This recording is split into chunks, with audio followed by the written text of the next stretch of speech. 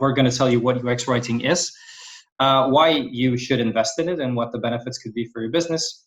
We're going to take you through the entire process to do UX writing, and at the end, we're going to finish by telling you which steps you can take after this webinar to get started with UX writing. And as Paul already mentioned, there's going to be a short Q&A session after this webinar.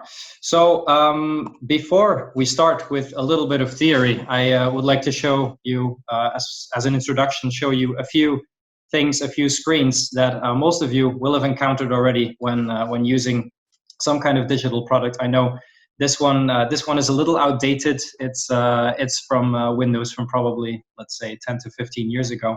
And it's an error message. And luckily the word error is written there 3 times because all the rest doesn't really make sense to the vast majority of all the users who use Windows, right?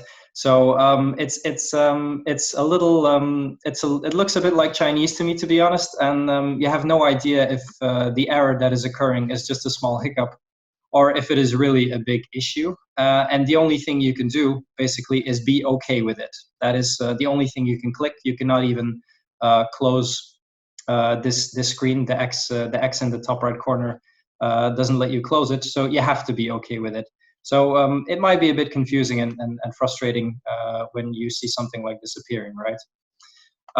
A second example I'd like to give you is this one. So I'm sure all of us have filled out online forms, and once at the bottom you click the submit button, sometimes you can get an error message just like this one, and this one says you have entered an invalid email address, please try again. Okay, great. It can happen that you made a typo, right? And then you can just correct it and you're in. But sometimes you didn't make a typo, and then this error message is not very helpful because it just tells you to try again. And you have no idea. You have no idea what to do exactly, what changes you need to make.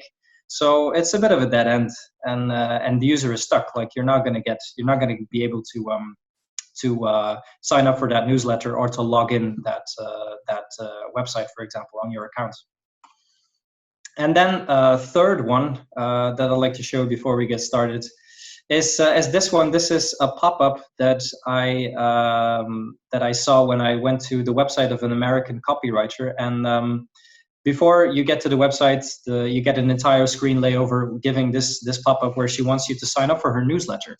And the user here has 2 options: or you give your name and your email and you click the "Yes, I'm in" button. Or when you're not interested in receiving this newsletter, then you have to click the link at the very bottom of this screen, and that one says, "No, I don't want to learn how to sharpen my brand messaging," which is a little passive aggressive, so to say, right? Like we don't know what the reason of the user might be that he's not interested. And basically what this pop-up is forcing you to do is acknowledge the fact that you're a little stupid and that you're not interested and you prefer not to sharpen your brand messaging. So it's not ideal. Like some people can think it is funny, I get that, but some people can also be a little offended by this. And either way, there are feelings. Some users might have feelings that you don't really want to see associated with your brand, right? So this, as a short introduction, because these are actually all examples where there's a bit of room for improvements, and those screens could use a little bit of UX writing.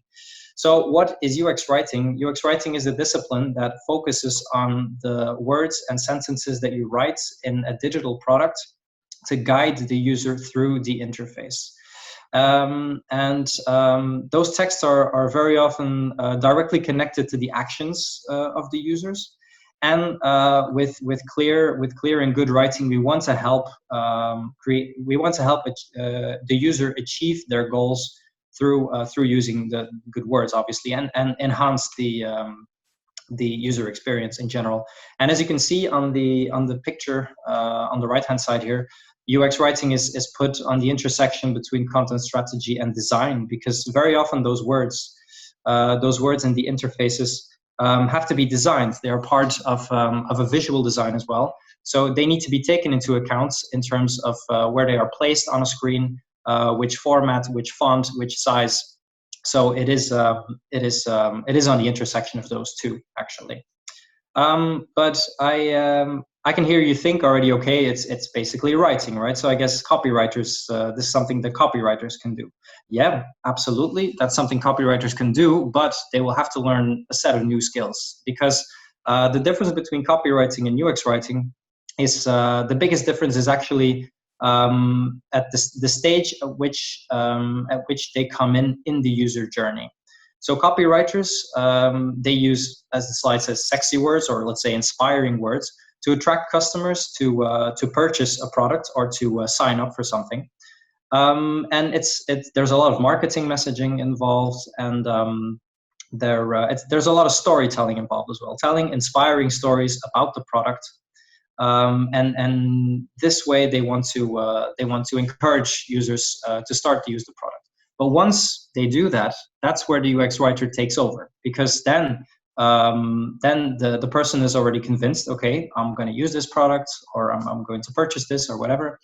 And then it's all about being clear and giving clear instructions to guide the user through this product. And as is written on the fourth row here, it's about making conversation. Like you're creating a conversation between the interface and your user, and you try to, with using the right words, you want to create this very smooth and pleasant experience. As already mentioned on the previous slides, UX writers have to work with designers, because their words, whatever they write, are a part of the design. So it's a very good idea to work very closely with designers, but that's something that Anja will talk about a little later. So I know this might be a little theoretical for now, so that's why I'm going to give you a few examples and also explain you what the effect can be on the interface and how the user experiences the product.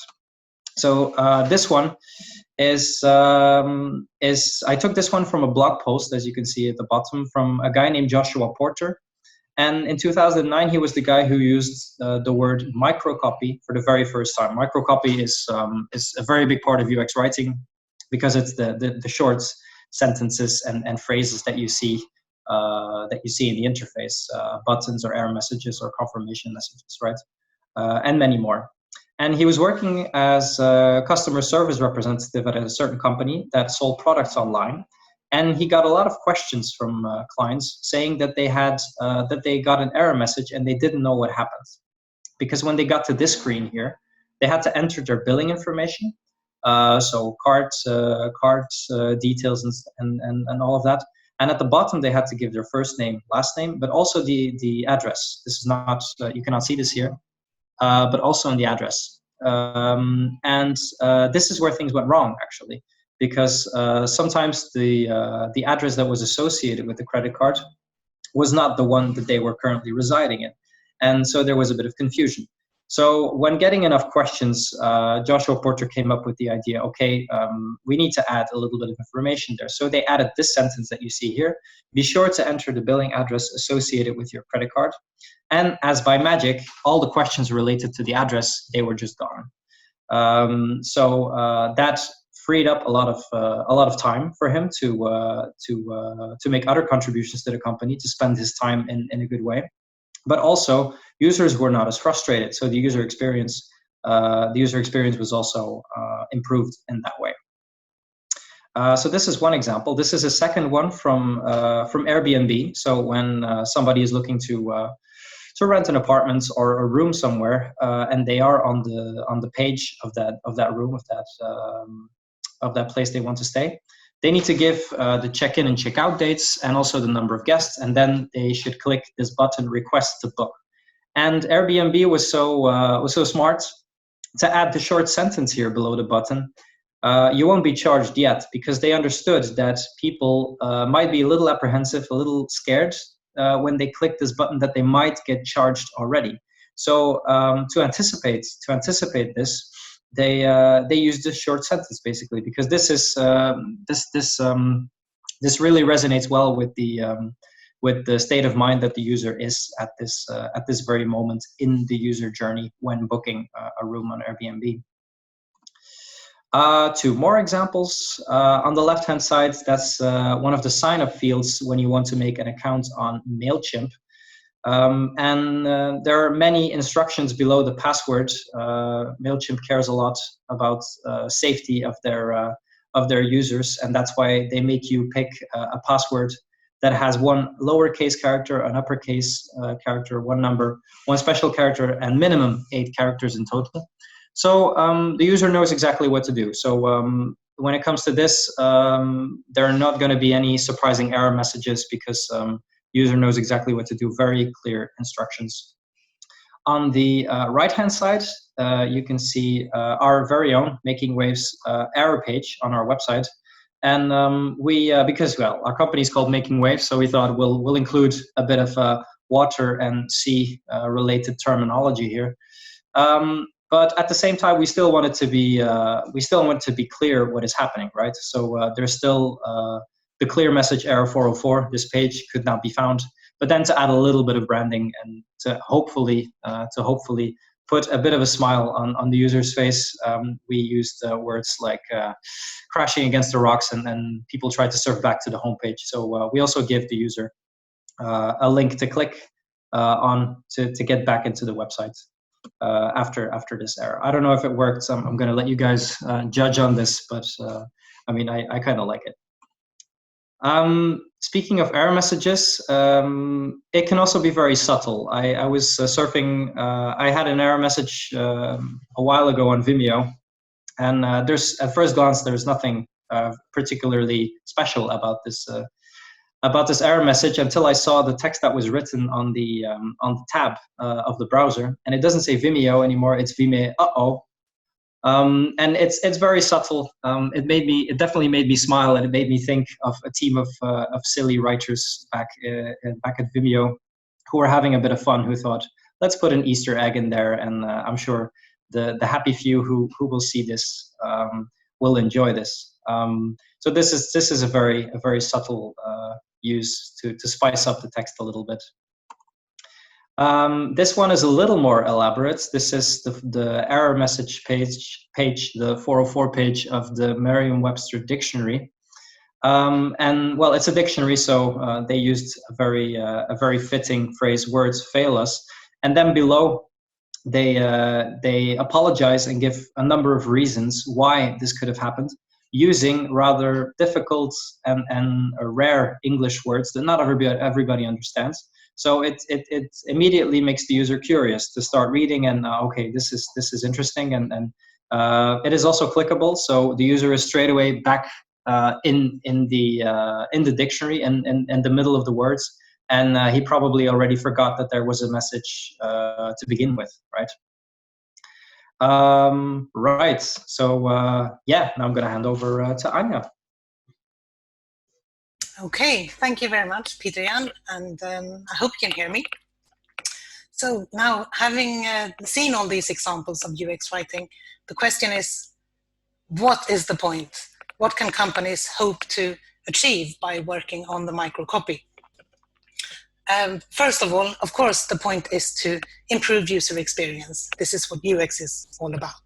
And we do this in UX writing by reducing the friction between the user and the interface. The idea is also to boost user engagement by making it easier for the customer to navigate through the flow of your product. It's a great way to strengthen your brand message and your product identity. And last but not least, it has been shown to have a positive effect on conversions and sales. So then the question is, how do we actually do this? First of all, it's a really good idea to involve the writer from the start. It used to be very common to build digital products with a team of developers and designers, and then at the end of the process, call in the writer and ask them to fill in the copy where needed. This would often be either blank fields or boxes with mock-up text like lorem ipsum. And there are several issues with this approach. For example, the writer will not have the knowledge needed to, he won't know anything about the project or the goals of the project, so it's very difficult to get the words right that way. Also, it often reveals the design issues because the design is ready and approved. It probably looks great, but many writers realize that they didn't have the space they needed to fit in the message the company wanted to communicate. So UX writing has lots of different ways to address these issues through content strategy, UX research, writing principles, collaboration with the design team in particular, and testing. And we will go through each of these in a bit more detail, starting with content strategy. And this is a really important point to note the close relation between UX writing and content strategy. Depending on your overall strategy and your KPIs, the writers need to be aware of what you hope to achieve with a particular project or flow. So this could be, for example, that you want to increase the number of people who complete a purchase for a product. Perhaps you have a brochure or a white paper, something like that. You want more people to download it. Maybe you want more video plays, boost the number of people who sign up to your newsletter, or even reduce the number of calls to your customer service team. The important thing to note here is that if the writers don't know where to aim, they're just guessing, and they will be using their own judgment, which could be very different from your target audience. So this is absolutely necessary, and if you work with a UX writer, he or she will ask you questions about this, so that's good to know. Once we know the goals, we can move on to UX writing research. UX writing research has a lot in common with UX design research. Both use or create user interviews and surveys and carry out competitor analysis. The difference is how we interpret the results of these of this research. So a designer might mostly be interested in the usability of a product or identifying pain points the user has. The writers will also tap into the actual language the participants use. How do they express themselves? What kind of words do they use? And based on this, there is also a separate research method, which is only for UX writing. It's called conversation mining, and it really means that you spend time in groups and forums where the target audience spend time and communicate openly. And it's a really useful way to get into the minds of your users and get to know them. This could be groups on LinkedIn or Reddit or wherever they tend to gather. The output of the research can be a few different things. We can create personas, which may be a little bit unfashionable at the moment, but in some projects can still be really useful to get a clear idea of who we are writing for. A persona is a detailed profile which describes a typical user from your target audience, including giving this person a name, an age, their profession, educational background, their interests, and up to details like what kind of problems do they have in their everyday life that your product can help them solve. We also create vocabulary lists with recommended terms to use in a product. And finally, we make style guides and a voice and tone. This is a big one, so we have a separate slide about that. For now, before we go there, could be good to note that not every product or every project will need to go through each of these steps. It really depends from case to case. For example, we've had projects where there is already a close conversation with the users through, for example, a Facebook group. And in that case, maybe there is no need for conversation mining. In other cases, the target group is more anonymous, and then it can be a good idea to start with an online user survey, for example. But that depends. So let's move on to the style guide. And so this is really the UX writer's Bible. A style guide is usually quite a big document, and the contents can vary from company to company. Could include things like the corporate values, mission and vision statements, and even down to the finer details of writing conventions. How should the writers on this project write numbers and date formats, etc.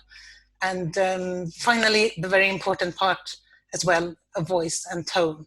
So all these things will help the writers to express themselves in a way that corresponds with the company brand and the user's expectations. So the voice and tone, in regular copywriting, it's common to call this tone of voice. In UX writing, it's usually voice and tone. And this is because in digital products, they are often two very different things. The voice can be seen as the personality of the company. And this is something that always stays the same, regardless of the situation. As an example, imagine that maybe you have a mobile learning app, and then you can imagine the voice as a teacher who is very knowledgeable, very patient, and very friendly. The tone, on the other hand, depends on the context, and it will vary depending on the situation. So this teacher that we have in mind, he will express himself very differently in front of a class of disruptive 7-year-olds, for example, compared to how he talks when he's out celebrating with his friends, or the kind of language he uses when he has a conversation with his grandmother. Keeping these things in mind, that the style guide and voice and tone are really important, there are a few things that are common for all UX writing projects. A few UX writing principles. The first one here, be clear, concise, and useful. This is known as the holy trinity in UX writing, very important.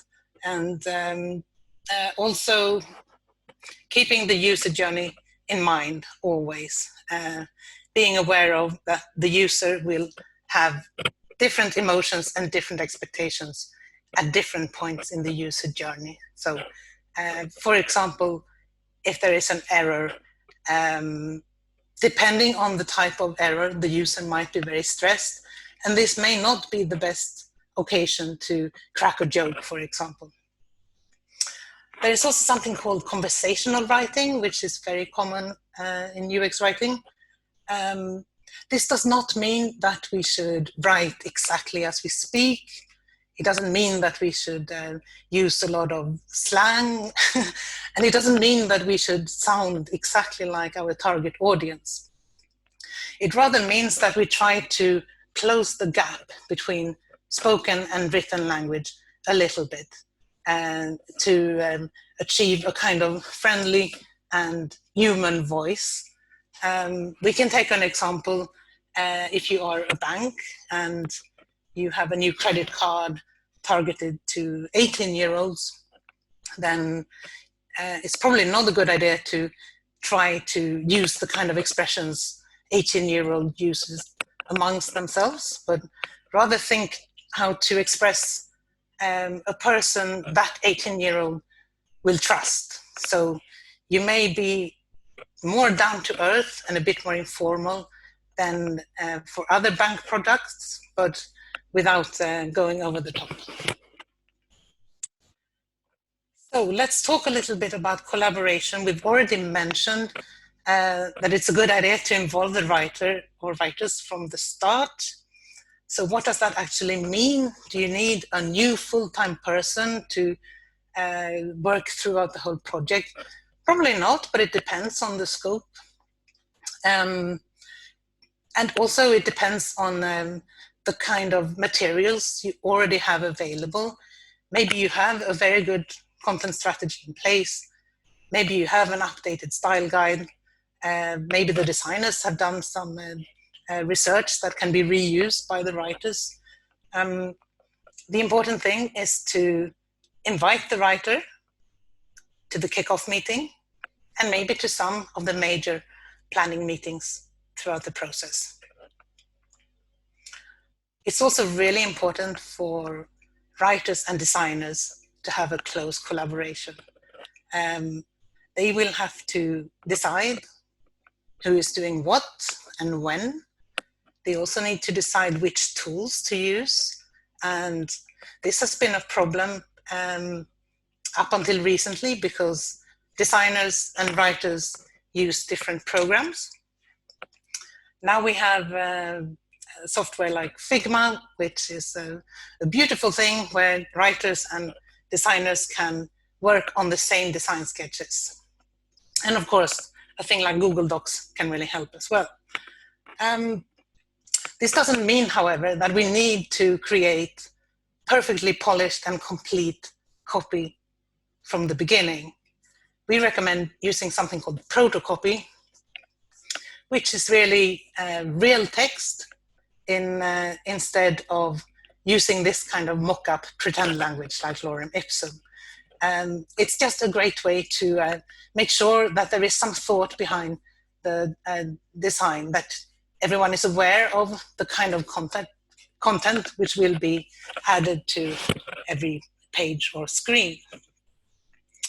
And protocopy is something that can be done by different people. It doesn't have to be perfect at all. It can be the product owner, the designers, or the writers, depending on who's available.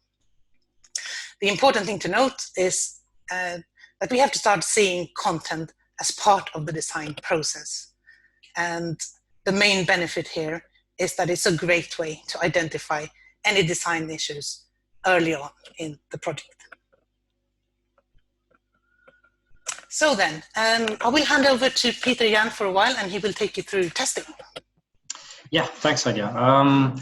So when you have done all the work, you have your strategy in place, you did the research, you work together with your designers to create some nice copy for your product, then obviously you would like to know if it all works, if it has the envisioned effect on the users. And there are several testing methodologies. I'm going to go through 4 of them, and I'm sure 2 of them are already quite well known, the first and the third one here, because they're also used for to test other more general UX issues, for example, UX design. So the first one is A/B testing. I'm pretty sure that most of you have an idea what A/B testing is. When you have a finished product that is online, that is in the wild, so to say, where users can interact with the interface, you can make of one page, you can make a small change and release 2 versions to the target audience. Let's say for a few weeks you give 50% of the traffic an A version, and the other 50% you give the B version. And then you also need to define a goal, obviously, like which change would you like to see? Would you do you think it's going to have an effect on signups for newsletters, or for purchases, or for downloads of product documents, for example? That is something you need to decide on. And as an example here, I put a rather famous example of Google Hotel Search, where Google saw an increase of 17% of engagement with this search tool just by changing the words book a room to check availability. And it makes a lot of sense that was better resonating with the users, because when users are looking for a hotel or a place to stay, they don't really want to book straight away. First, they are just exploring their options. And that's why check availability resonates a lot better with the user at that stage in the user journey. And book a room, that's already a little bit of an maybe subconscious, but still a little bit of an emotional commitment, or too big of a commitment that you are making when using this search tool. A second A/B testing example is actually one that is coming from our work at Content Services. One of our main clients is Visit Norway, which is the official tourism website of Norway, of the country. And they have a performance marketing project in place, where they give visibility to Norwegian service providers for all kinds of touristic services, transportation, tours, hotels, restaurants.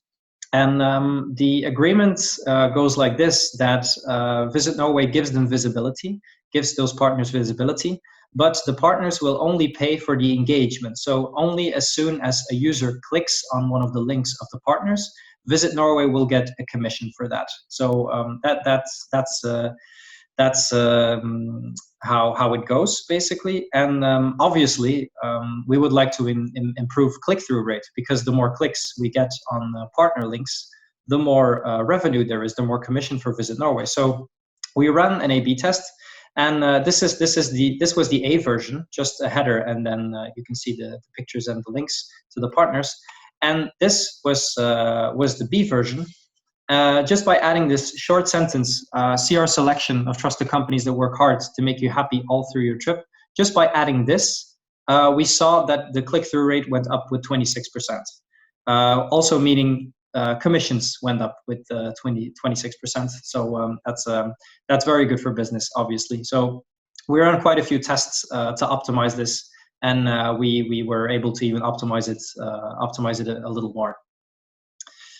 So that was A/B testing. A second testing methodology is highlighter testing. And whereas A/B testing is telling you what the user prefers, highlighter testing will give you an idea of why the user prefers a certain piece of copy and what he thinks about it. Because highlighter testing gauges sentiment analysis, or gauges the sentiment or the feelings that the users have when they interact with your interface. And it's actually rather simple. You can do this on a screen, obviously, but you can also just hand out printed pages of a certain screen or page.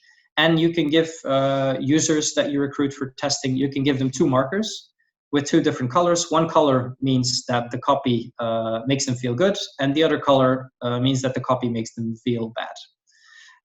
And when they have been coloring their way through the pages, when they're finished, you can give them a long list. There are lists out there, a long list with all different kinds of more specific and detailed emotions and feelings that you might have when reading something. And then you can ask the users to add a certain, to put a name on the feeling, not just good or bad, but to put a very specific name. And when, as you can see here on this example of highlighter testing of the Facebook sign-up page, it gives you a clear indication. You can see there's untrustworthy there, and at the bottom right corner, the user feels skeptical and he thinks it looks a bit shady what is written there. So, I mean, if you see this, then you know that something needs to be changed to improve the interface, because that is not the feeling that you want your users to have, obviously. So that was highlighter testing. Then the third one is also quite well known. It's a common practice in UX design. It's usability testing. This means that you actually recruit users and you give them a set of tasks that they have to do within the product, actually, or the interface of the product, or a prototype. That's also possible.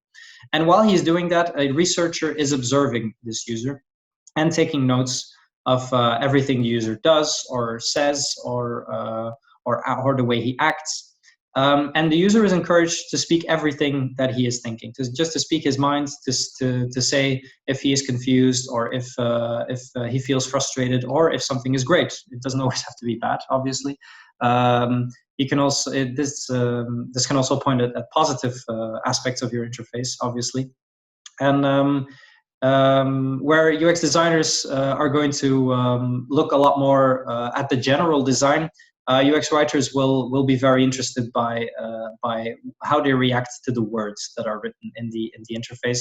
If everything is clear, if it's confusing, which feelings the text evokes amongst the users. And then there is the last testing methodology, which is close testing. And close testing is very copy specific. It is used for a little bigger chunks of text. And with this test, you can gauge text comprehension to see how easy it is to understand the text that you have written, and also a little bit how intuitive it is. And what you do, you take the text that you have written, or the text on your interface, and you leave out every 6th or 7th or 5th word. And you recruit users and let them read this text out loud, and just fill in the blanks. And your text should be that intuitive that they should get at least 60% right, more or less on average. And when that is not the case, that might point at the fact that the choice of words is maybe not the best, that it's maybe a little too difficult, or maybe sentence structure that you need to look into. So this gives you a clear idea of how understandable your text is, basically. And back to Anja.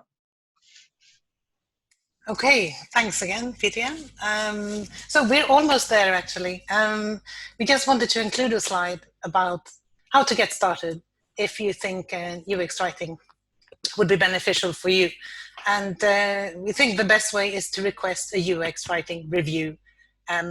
This review would be conducted by a UX writer who will go through your site or a product and evaluate the registration process, the onboarding and offboarding, use any checkout flows, contact forms, check any email confirmation communication, etc.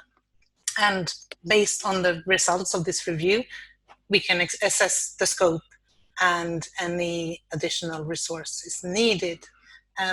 We're also going to have a workshop in a few weeks, and Pavel will say a few more words about that before we finish the webinar. For now, if we change, we also have just a few tips for those who are interested and want to learn more themselves. There is a lot of available resources online. The biggest Facebook group is called Microcopy and UX Writing. Highly recommended. It's very active, it's very friendly and supportive. You get a lot of good information there. We also have our own local UX Writers Krakow group, so feel free to join that if you're a local. There are plenty of good podcasts on the subject.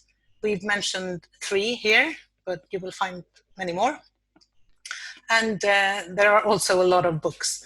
And maybe the top one here is particularly worth mentioning. It's a really good reference book that any UX writer can get a lot of good information from. And last but not least, there are zillions of articles if you look for UX writing on Medium. This field is really fueled by writers, and they do write a lot, so plenty of articles as well. Okay, great. Okay, thank you very much. Yeah, it was like a main part of our webinar. Thank you, Pieterjan and Anja. So now we're moving to Q&A session. So if you have to go to your responsibilities, feel free to go. But if you have questions, write down them on the chat. So we'll start from the questions from Leo. And Leo have 2 questions. Do you guys know by chance what engagement means in the example of book a room? Engagement means basically how often the tool is used per user session. So every time a user comes to the page and then interacts with the booking tool, that's basically how I would gauge this. Okay, thank you. Hopefully to answer the question for Leah. So the next one from Leah, what tools do you normally use for A/B testing? And what do you think about using personalized copy to address the several types of users instead of just one person? When it comes to tools for A/B testing, there are several different kinds of software out there that you can use. I don't know exactly what we use here. There's a more technical colleague of ours who is taking care of those A/B tests. And what was the second question again, Pavel? Sorry. Yes, of course. The different types of users, right? Yes. I think that is a very good idea. It is a bit of an investment, obviously, to really create personalized content for different for different groups in your target audience. But it has proved to really increase engagement, and that is what makes people love a brand. If the brand makes them feel special, so to say. Okay, thank you. So just answer the question from Eva, and probably everyone is waiting for the answer for that. So yes, the presentation will be available on SlideShare, and this recording will be also available early next week. So stay tuned and check our profiles on Facebook and LinkedIn. We'll try to publish it as soon as possible, but of course we start the weekend today, so probably it will take a few days to upload that. So let's go to the other questions. The question from Isa. I have a question. You have mentioned in the Facebook example that privacy policies, etc., feel untrustworthy. How to hide them and make them sound better, simultaneously following the RODO rules, because they have to be visible to obey the law?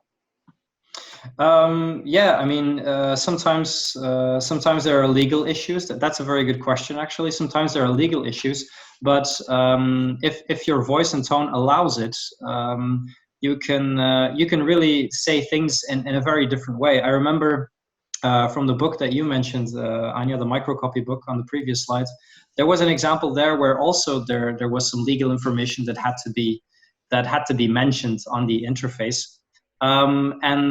You can say this with very legal sounding, very technical sounding language, but there was one company there, and I think it was some kind of privacy issue. One company that just said, the text said this, it didn't say we are required by law to ask you this. They just say, well, our lawyers made us ask.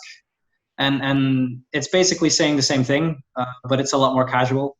And of course, there can be more restrictions in that department and more things that are obligatory there. So every case needs to be looked at, separately, basically.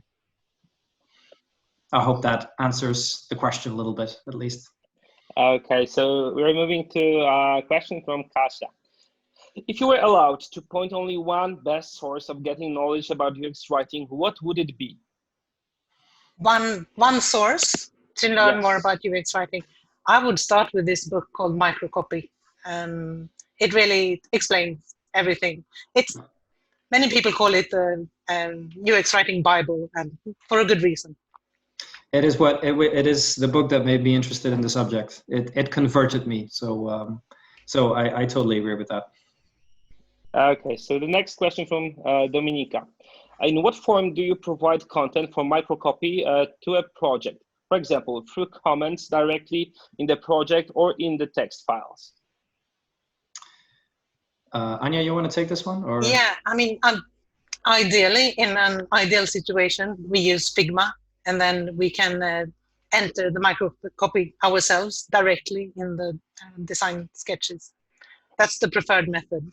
And now, not all projects use Figma, unfortunately, and then we have to think of other ways. We really try to avoid using Excel. we don't have a good experience of that. Sometimes we use the Google Docs instead, at least then, it's easier you can have screenshots from the design tool and you can write your copy next to it. It makes it a bit easier than Excel at least. Okay, thank you very much. So the next question from Eva. How do you provide copy changes during feedback session with a designer? How to provide copy changes during a feedback session? Yeah. Well, I think it's comparable to the last question, and I think in this case, Figma is the best way to go, because then it's a collaborative tool, so the writer can make his own changes within the tool, and doesn't have to rely necessarily on a designer. When he has to rely on a designer, then it's about making good agreements on how this communication flow will go. This can be by, I don't know, daily or weekly updates, and but it will take quite a bit of time to make sure that every detail is correct. So we would definitely recommend using a collaborative tool.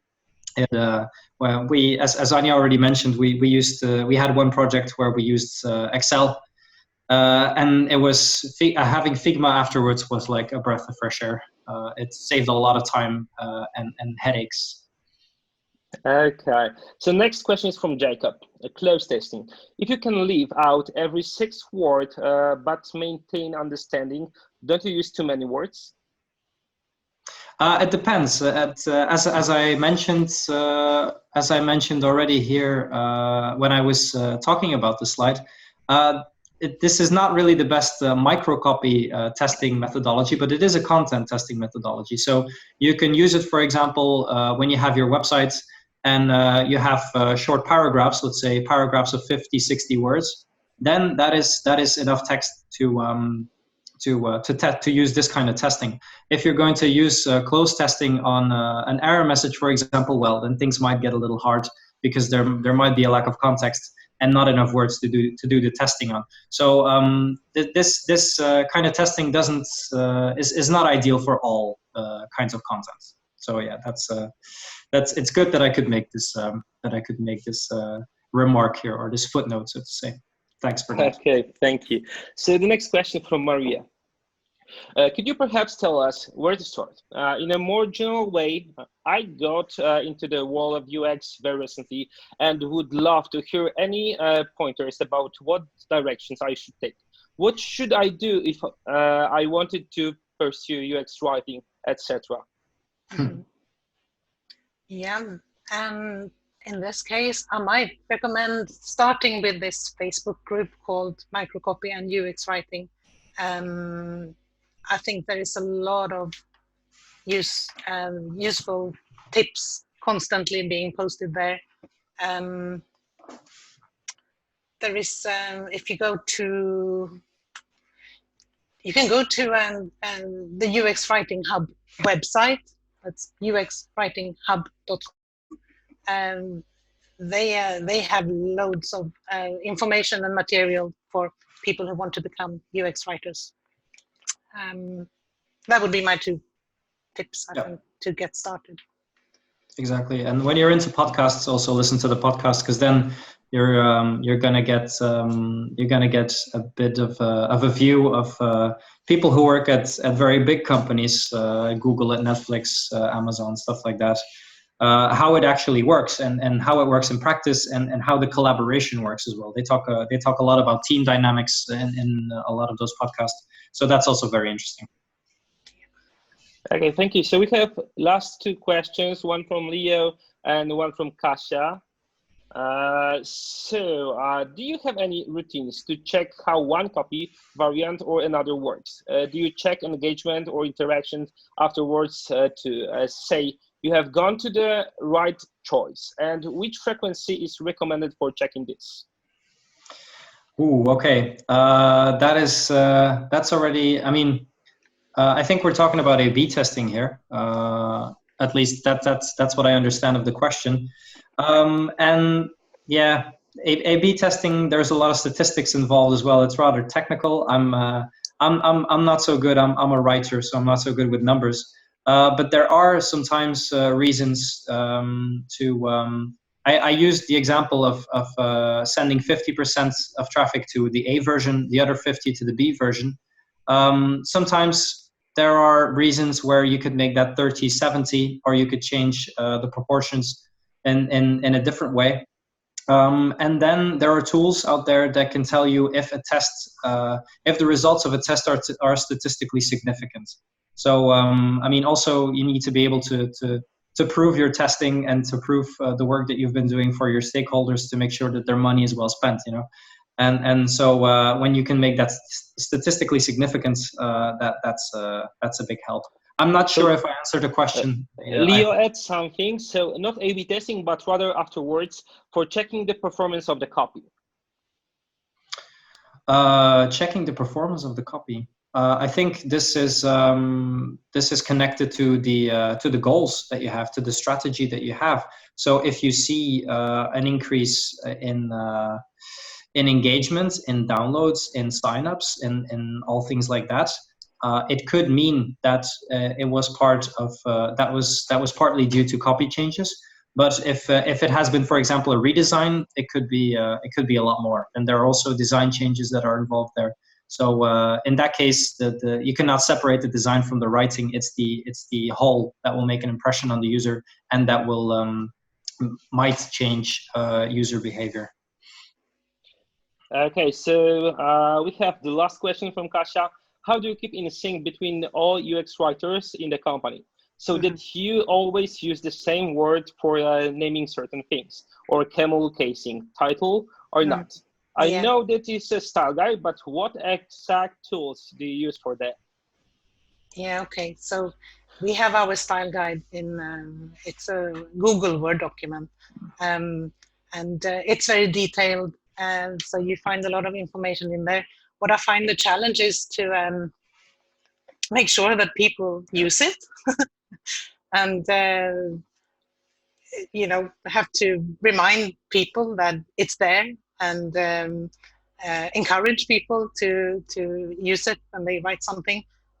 But we also have a QA process where the final version is always checked by one of the senior editors. So it goes through this additional quality assurance process. Okay, so thank you very much. This was the end of the QA session. And it's awesome because 94 people stay with us.